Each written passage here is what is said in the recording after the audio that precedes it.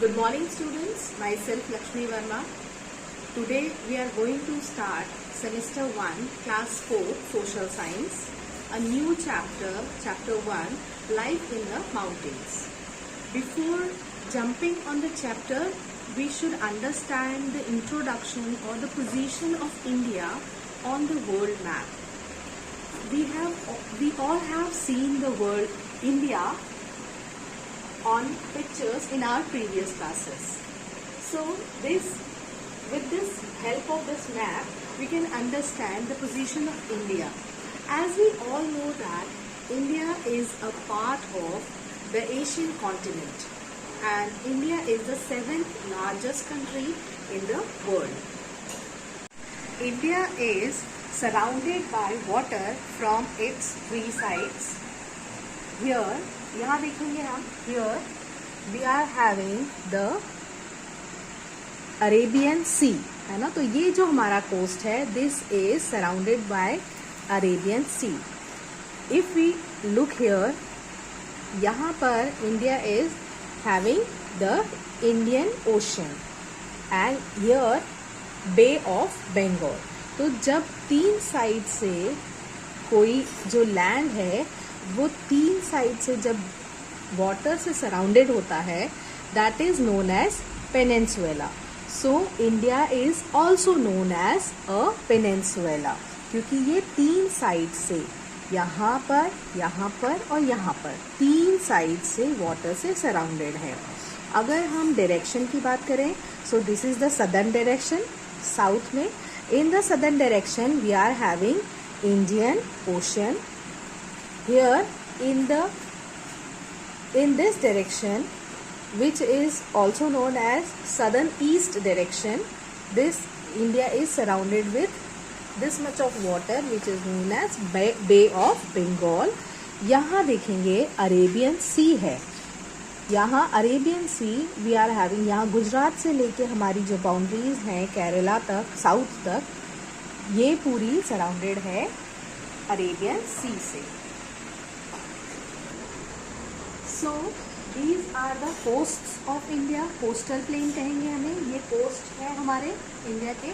और इन जो कोस्ट जो लैंड है दैट इज, तो ये लैंड यहाँ पर सबसे ज़्यादा आपको पता है नदियों के किनारे या समुद्र के किनारे ज़्यादातर रेत होती है. ठीक है, तो हमारे जो ये कोस्ट है उसके जो किनारे हैं इन्हें हम कोस्टल प्लेन कहेंगे. और यहाँ पर मिट्टी कैसे मिलेगी हमें? ज़्यादातर रेत मिलेगी, सैंड मिलेगी, that is sand. Okay, now just come to the north of India.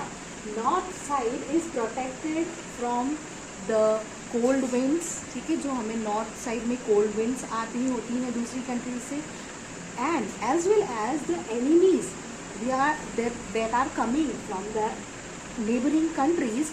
Himalaya, we are having great Himalaya over here, and Himalaya is protecting us from the neighboring countries, from our enemies and the cold winds which are coming from the north side. And we are protected from the great Himalaya, and Himalaya is so large so that दूसरी country से या दूसरी जगहों से हमारे यहाँ पर enemies नहीं आ सकते हैं. So students, for India we can divide India broadly in 5 physical divisions. First one is the mountains in the north, so we can call it northern mountains. Then it comes to northern plains. Here, ठीक है, mountain के नीचे की तरफ planes आते हैं. ठीक है, जमीन आती है, तो दैट प्लेन्स.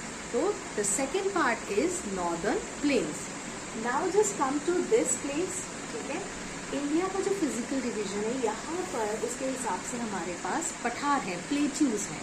ठीक है, तो द पेनिनसुलर प्लेट्यूज, ये जो ज़मीन है यहाँ की, ये जो एरिया है, दिस एरिया, ठीक है, दिस ब्रॉड एरिया, यहाँ पर हमारे पास पठार हैं, प्लेट्यूज हैं. प्लेट्यूज क्या होते हैं? जो पहाड़ों से थोड़े नीचे, है ना, और ज़मीन से थोड़े ऊपर होते हैं. दिस प्लेस, ये जो ज़मीन है ये थोड़ी ज़मीन से उठी प्लेन से ऊपर है और माउंटेन से नीचे है. ठीक है, तो India particularly is known as peninsular plateaus. So this is the third part, ठीक है, third division. And the fourth division we are having the coastal plains, ठीक है, ये coastal plains which are lesser, lower than the plateaus, ठीक है, plateaus से नीचे है the coastal plains and they are different from the lands, ठीक है, जो नॉर्दर्न प्लेन्स हैं, जो लैंड्स हैं, उससे डिफरेंट होते हैं हमारे कोस्टल प्लेन्स, ठीक है. As I told you that यहाँ पर जो मिट्टी है, टाइप ऑफ सैंड सॉइल, ये डिफरेंट है. And the last physical division, fifth one, we are having the islands here. If you can see, just come closer and look, this is the Lakshadweep island we are having, and here we are having the Andaman and Nicobar island, group of islands, ठीक है, because यहाँ पे बहुत सारे छोटे छोटे islands हैं, that is why it is called the group of islands. Okay, तो this is the fifth division of India, ठीक है. तो broadly, मतलब बड़े तौर पे we can divide India physically, ठीक है, फिजिकली जिस तरह से हम इंडिया को देखते हैं, तो यहाँ पर उसी के हिसाब से हमारे यहाँ पर जो क्रॉप होता है, कल्टीवेशन, क्रॉप कल्टीवेशन, हमारे यहाँ मौसम जो बदलते हैं, ये सब इसके हिसाब से होता है. कहीं पर अलग टाइम पे बारिश होती है, कहीं पे अलग टाइम पे, कहीं का टेम्परेचर अलग होता है. तो इंडिया को हम इसी तरह से जान सकते हैं, पढ़ सकते हैं. So in this chapter we are going to learn about this mountains, ठीक है, द नॉर्दर्न माउंटेन्स, ये कैसे हैं, इनका कैसे बने हैं, इंडिया के लिए इनका इम्पोर्टेंस क्या है, इनकी वजह से हमारी लाइफ में क्या चेंजेस आते हैं. तो we will discuss this in the next part.